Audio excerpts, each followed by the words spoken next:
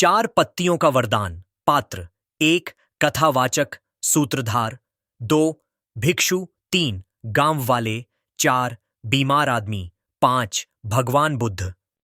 दोस्तों, यह कथा उस समय की है जब भगवान बुद्ध अपने भिक्षुओं के साथ गांव-गांव भ्रमण कर रहे थे। लोग दुखी थे, कोई गरीबी से पीड़ित, कोई बीमारी से। हर कोई अपने कष्टों से मुक्ति चाहता था। गांव वाले आपस में बात कर रहे हैं। भाइयों, ये कैसा समय आ गया है? हर घर में बीमारी है। दवा है तो पैसा नहीं, और पैसा है तो दवा असर नहीं करती। हाँ भाई, सच कहा। लगता है अब भगवान ही हमारी रक्षा कर सकते हैं। तभी खबर आती है, बुद्ध हमारे गांव आए हैं। हे ग्रामवासियों, आज भगवान बुद्ध आपके गांव आए हैं। उनसे प्रश्न करो, वे तुम्हें मार्ग बताएंगे। गांव वाले दौड़ते हुए आते हैं और बुद्ध के चरणों में बैठ जाते हैं। प्रभु, यह शरीर तो जैसे कैदखाना बन गया है। दिन रात दर्द, बुखार और कमजोरी।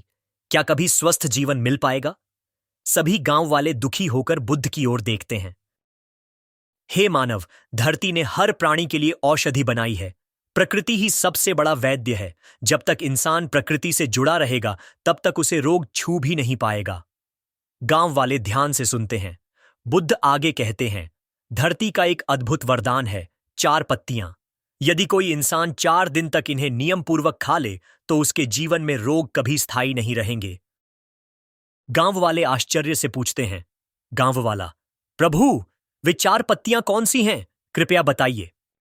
बुद्ध धीरे धीरे समझाते हैं। 1. नियम की पत्ती। यह कड़वी है, परंतु रोगों की सबसे बड़ी दुश्मन है। यह रक्त को शुद्ध करती है और रोगाणुओं का नाश करती है।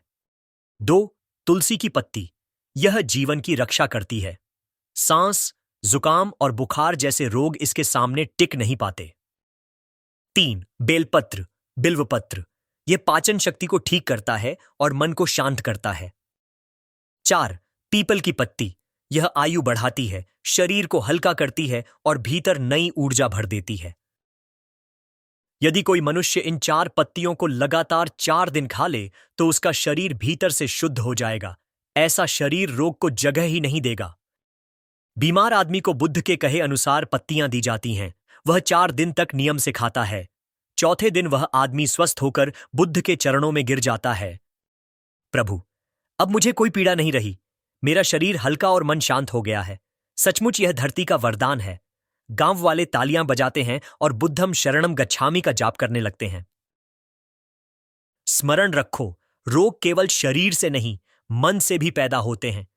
जब तक तुम लालच, क्रोध और ईर्ष्या से मुक्त नहीं होते, तब तक रोग लौटते रहेंगे। 4 पत्तियों को अपनाओ, लेकिन साथ ही सत्य, करुणा और संयम को भी अपने जीवन का हिस्सा बनाओ।